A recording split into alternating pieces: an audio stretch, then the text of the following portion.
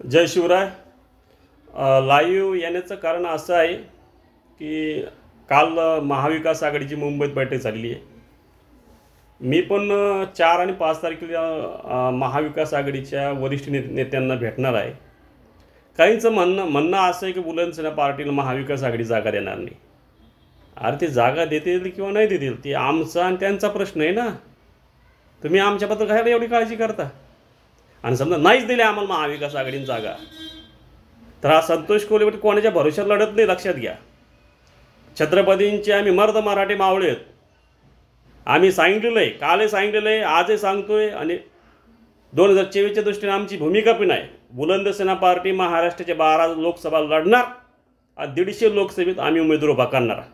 150 मतदारसंघात आम्ही उमेदवार कुठं उभा करायचे, कशी उभा करायचे त्या दृष्टीने आम्ही फिल्डिंग रचणार आहोत। आमची एकच भूमिका आहे, स्वराज्याकरता हा आवाज बुलंद झाला पाहिजे आणि बुलंदसेना पार्टीची मावळी लोकसभेत गेली पाहिजे। शेवटी लोकशाहीमध्ये प्रत्येकाला आपला पक्ष मोठा करण्याचा अधिकार आहे।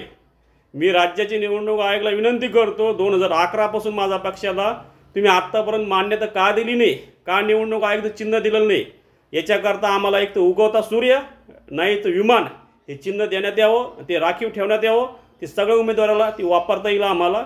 अशा प्रकारची मी आज सूचना करतो। 5 फेब्रुवारीची मी निवडणूक आयोगाला विनंती केलेली आहे। 5 फेब्रुवारीच्या आज जर आमच्या पक्षाची विचार नाही झाला तर राज्यभरात माझे मावळे आमच्या पद्धतीने या विषयावरती निवडणूक आयोगाचा समाचार घेतील।